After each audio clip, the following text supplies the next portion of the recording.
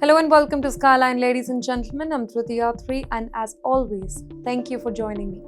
Every single week, we bring you stories that don't just make headlines, they impact lives. Stories that explain how decisions taken in Washington, Ottawa, Silicon Valley, or even inside the boardrooms of global tech companies, it can directly affect Indians living abroad.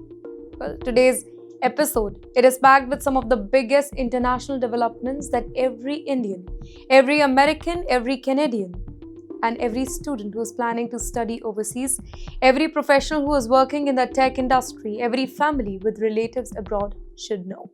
So stay with me till the very end because today's episode, it has information that could change the way you understand some of the biggest global events that is unfolding right now.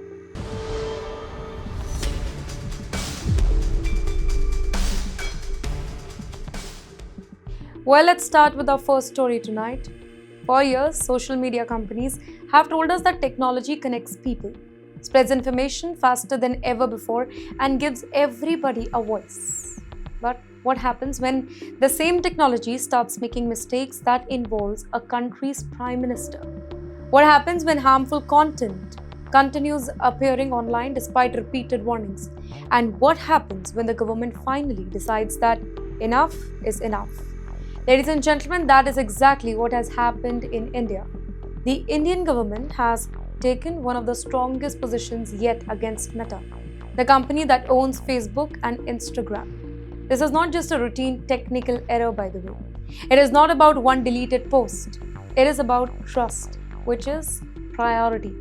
According to the Indian government sources, Meta CEO, Mr. Mark Zuckerberg, he has apologized to the Indian government over multiple issues, including the handling of the abuse case, material, deepfake content, and operational lapse on the platform.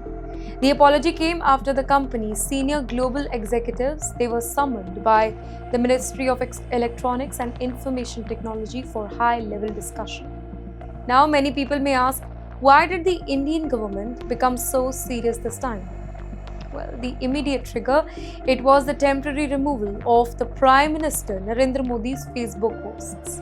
The post which addressed Indian youth and promised strict action against paper leak, it was briefly restricted before Meta restored it, calling the whole incident a technical mistake. But the Indian government, they were not at all convinced by this excuse. Officials reportedly felt that simply calling it a technical glitch was not enough. They wanted answers.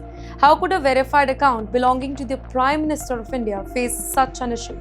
What safeguards were in place? And most importantly, if this could happen to one of the most prominent leaders in the world, what could happen to ordinary users? Well, those questions brought Meta's top global leadership to New Delhi for an important meeting with senior officials from the IT ministry. The discussions reportedly lasted about 45 minutes and focused on much more than one deleted post.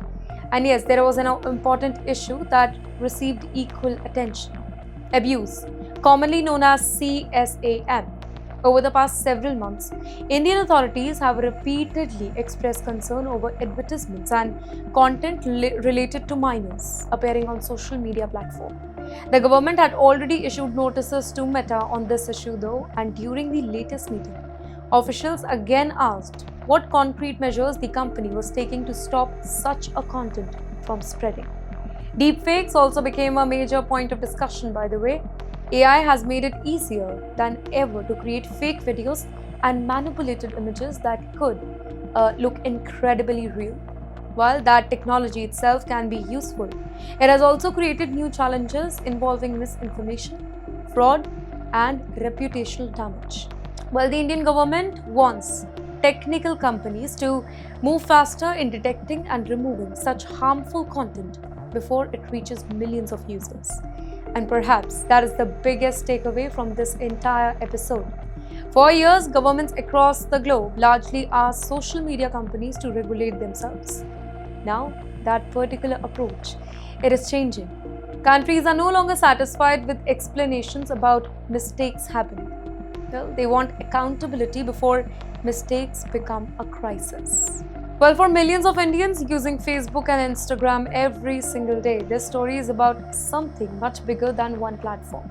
It is about online safety, it is about protecting children, it is about preventing misinformation, and it is about ensuring that technology companies remain accountable for the influence they have over public conversation. The message from New Delhi, it is becoming increasingly clear, and that too every single time they meet the officials. Innovation is welcome in India. Tech is welcome in India, but with the power comes with responsibility. And governments around the globe are becoming much less willing to accept excuses when that responsibility is not fulfilled. And yes, while India is asking technology companies to strengthen digital safety, the United States is facing a very different kind of threat, one that cannot be seen with a naked eye. A dangerous fungus is spreading through the hospitals across America, and health authorities they are becoming increasingly concerned. Well, that is our next story.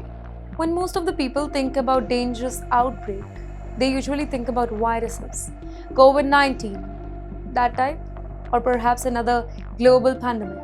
But today, health experts in the US are worried about something very different. Not a virus, not a bacteria, a fungus. And unlike most infections, this one has earned a frightening reputation because it can survive for weeks on hospital services. And it can spread silently among patients in the hospitals who are already critically ill. Well, the name of this fungus is Candida auris, and according to the latest health report, cases have now been confirmed across 23 US states, with more than 3,000 clinical infections reported so far this year. Texas has reported the highest number of these cases, followed by Michigan and Illinois. Now, before you become alarmed, there is one important point that you should understand. This is not another COVID-like situation, not at all. Health experts say that this fungus is not spreading widely in schools, shopping malls, airports, or public places. Its biggest threat is inside hospitals, nursing homes, long-term care facilities. And that is because this virus mainly affects people whose immune system are already weak. Patients who are on ventilators, those recovering from major surgeries, people using catheters, feeding tubes, or other invasive medical devices are the individuals who are more vulnerable to the infection. And you know why are doctors concerned here? Because this virus is becoming increasingly difficult to treat. Many strains of this fungus have developed resistance to some of the most commonly used antifungal medicines in the world. In certain cases, doctors are left with very limited treatment options, making it harder to control serious infection. And yes, another reason this fungus worries the hospitals is its ability to survive. Unlike many other organisms that disappear after routine cleaning, this fungus, it can remain on the hospital equipment and surrounding surfaces for a longer period if strict infection control measures are not followed by. Now that increases the risk of transmission inside healthcare facility only. Now many viewers may be asking, should healthy people be worried? Well, according to the health experts, the answer is reassuring. For people who are generally healthy, the risk remains very low here. Most healthy people, they are unlikely to develop a serious infection from this Candida auris.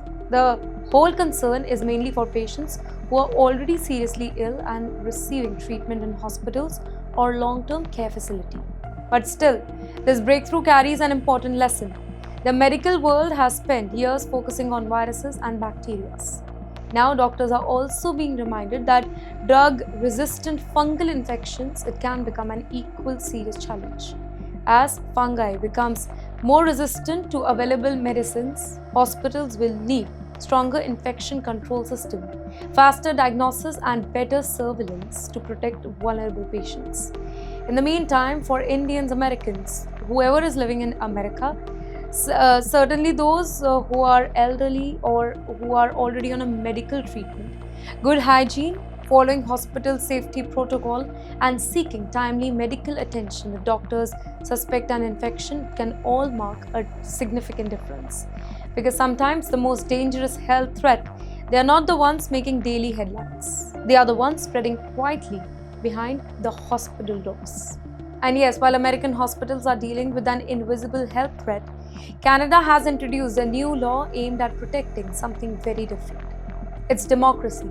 A brand new foreign influence registry has now come into force, and it could have important implications for organizations, lobby group, and diaspora communities. And that's definitely our next story tonight.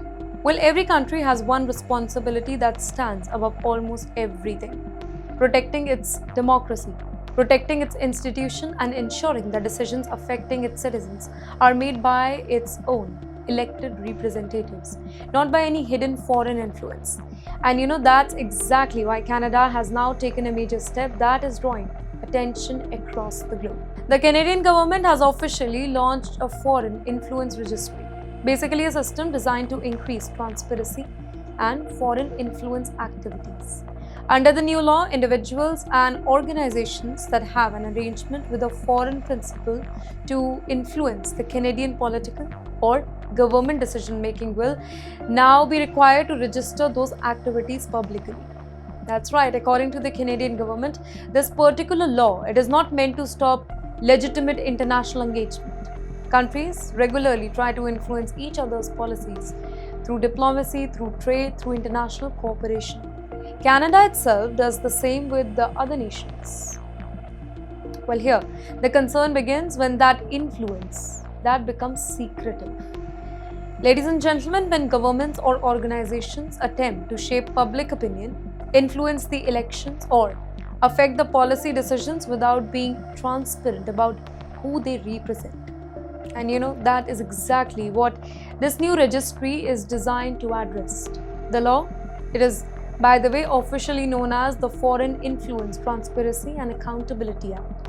It has been introduced by Public Safety Minister Gary. The government says that the registry will operate independently under a Foreign Influence Transparency Commissioner, and it will work alongside Canada's existing intelligence agencies, law enforcement, border security, and community outreach programs as well. Well, here officials say that the objective is simple.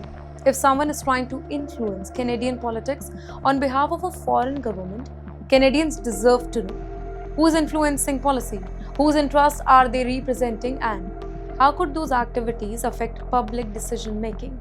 According to the Canadian government, making that particular information public, it will strengthen transparency and it will increase public confidence in democratic institutions.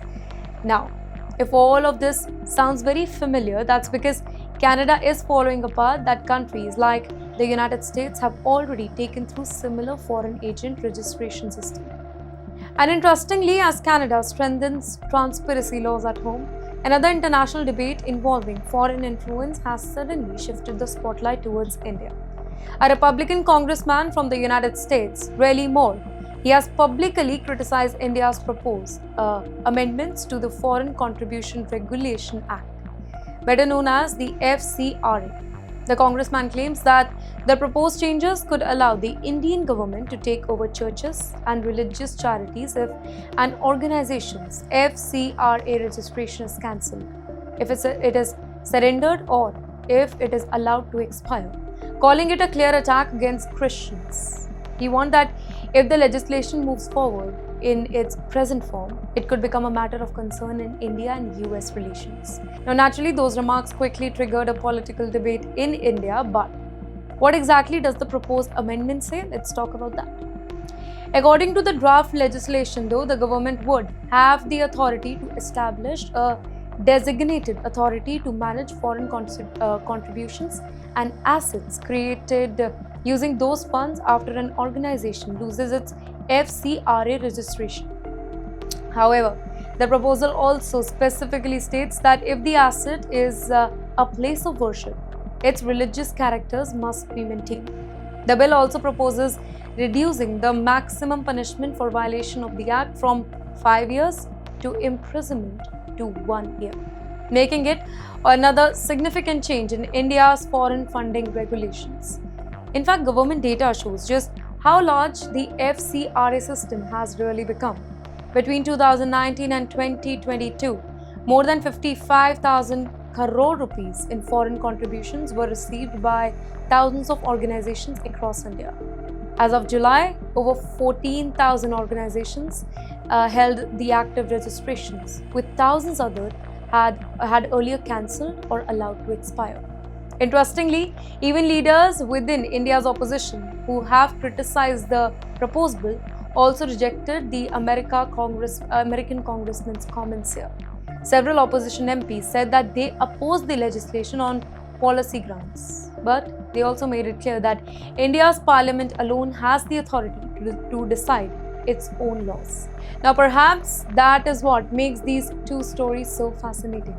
Canada is introducing a bill to increase transparency around foreign influence. And at the very same time, a debate over foreign funding law in India, it has itself attracted international political tension. Different countries, different legal system, different political debates. But yes, if you notice very carefully here, there is only one common theme. Every democracy is trying to answer the same difficult question. Question that how do you remain open to the world without allowing outside influence to quietly shape your internal decision? And that particular question, it is likely to become even more important in the years ahead. Well, questions over foreign influence are shaping politics around the globe. But our next story takes us to West Asia, where fresh geopolitical developments involving major global powers could have consequences far beyond the region. Well, for any country, one of the most sensitive questions is this: who should decide its laws? Should that decision be influenced by opinions from outside country, or should it remain entirely in the hands of its own parliament?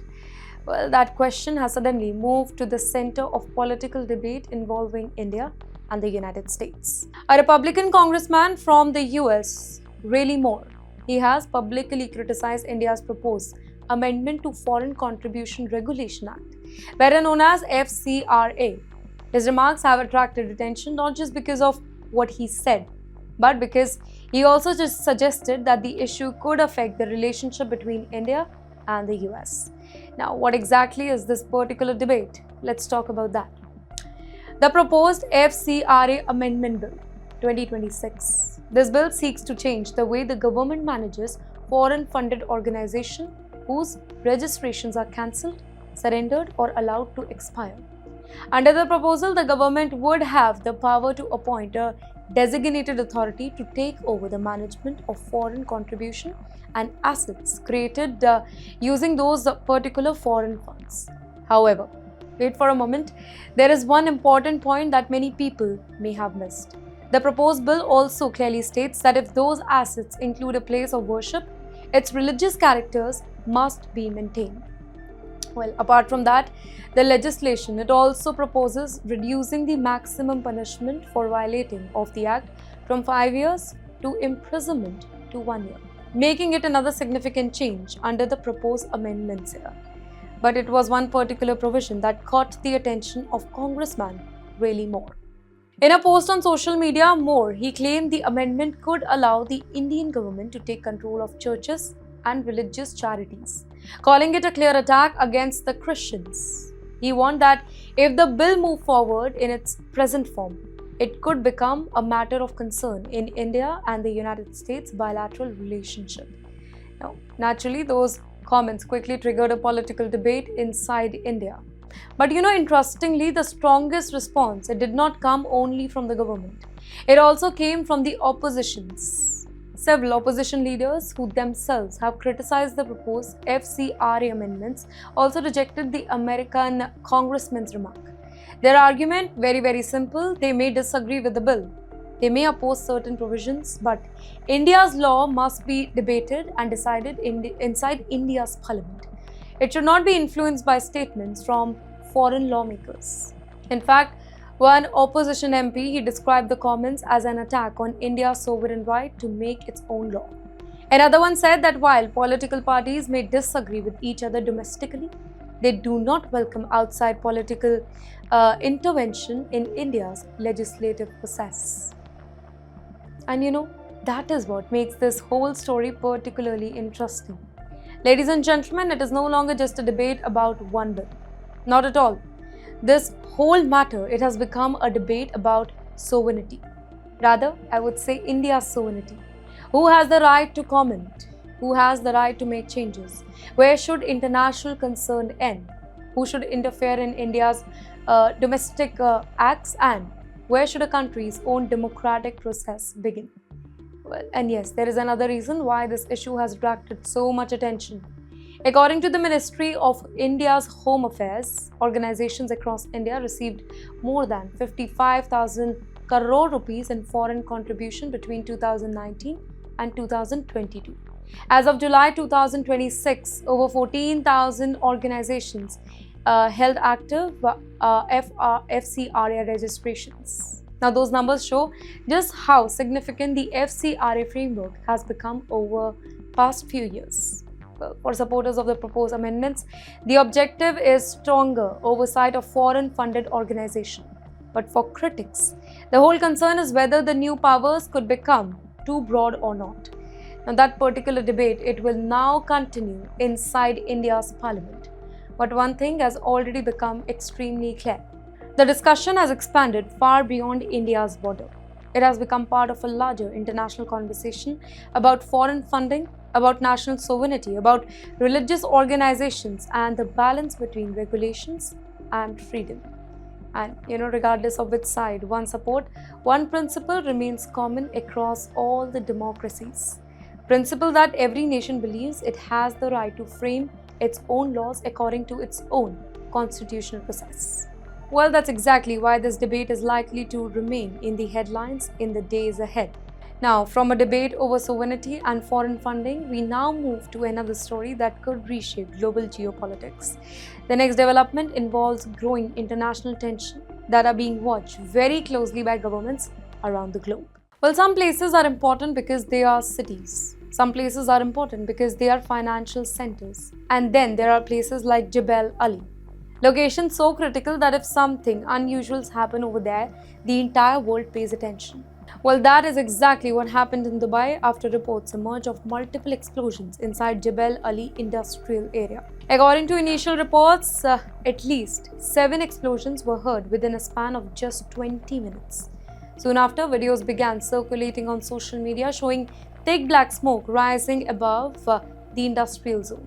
Within minutes, speculation spread across the internet, with many people questioning whether Dubai had come under an attack or not. Well, some unverified social media posts even claim that Iranian drones may have targeted the entire area. But, ladies and gentlemen, at this stage, it is very important to separate facts from speculations. Authorities have not yet confirmed whether the explosions were caused by an accident, an industrial fire, or any kind of military attack. No organization has claimed responsibility, and officials are continuing their investigation just to determine what exactly happened. Now, that particular distinction, it is very, very important to note. In today's digital era, well, dramatic videos often travel much faster than verified information. A single clip on social media can create panic across the globe long before investigators they have established the facts. But even without any confirmation of the cause, this whole incident, it has attracted global attention for one simple reason. And you know what is that reason? The location. Jebel Ali is not just another industrial area. It is home to one of the largest ports in West Asia and one of the world's busiest logistics and trade hub. Every single day, thousands of shipping containers move through this port only, carrying goods between Asia, Europe, Africa, and the Gulf region. From electronics and automobiles to food supplies and industrial equipment, a lot of volume of international trade passes through Jebel Ali. That means any disruption, whether it is caused by an accident or something more serious, it immediately becomes an international concern. Well, businesses begin asking whether supply chain could be affected. In the meantime, shipping companies monitor cargo movement, insurance market pay attention, and governments closely watch every single development because the Gulf remains one of the world's most strategically important regions. In fact, look at the timing of these explosions. It has also added to the concern. The West Asia has already witnessed months of heightened military tension, drone attack, missile strikes, and regional instability.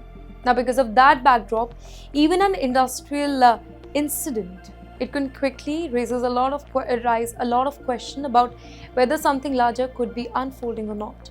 At this moment, however, there is no official confirmation linking these explosions to any foreign country or military operation. Emergency teams continue to work at the site while investigators examine what triggered the blast. Now, until those findings are released, any claim about who was responsible that remains unverified. And perhaps that is the biggest lesson from this particular news. Well, in an age where information travels in an instant, patience that becomes just as important as speed. Because sometimes the biggest mistake it is reaching to the conclusions before the facts are available to you. For now, ladies and gentlemen, the world continues to watch Dubai, waiting for one answer that could determine whether this was an industrial accident or something with the far wider geopolitical consequences. And yes, while investigators in Dubai they are still trying to determine what caused those explosions, another report has raised fresh concern about the growing military partnership between Russia and Iran.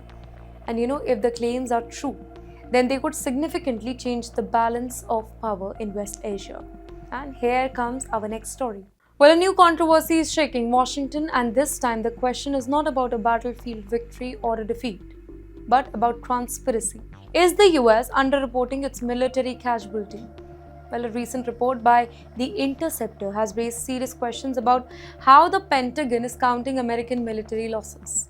According to the report, the US Defense Department introduced a new system for recording casualty, placing troops that are wounded or couldn't exist under overseas operation category instead of traditional defense casualty analysis system.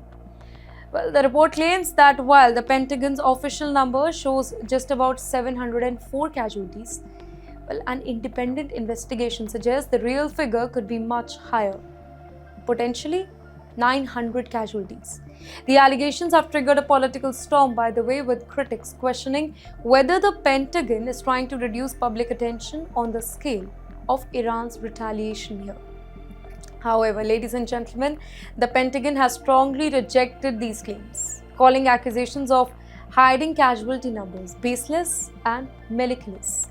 US officials maintain that military casualty reporting remains transparent and follows established procedures. And in the meantime, Iran's Islamic Revolutionary Guard Corps, the IRGC, has made its own claims, stating that more than 200 American troops were killed during its retaliatory operation. However, these claims have not been independently verified though.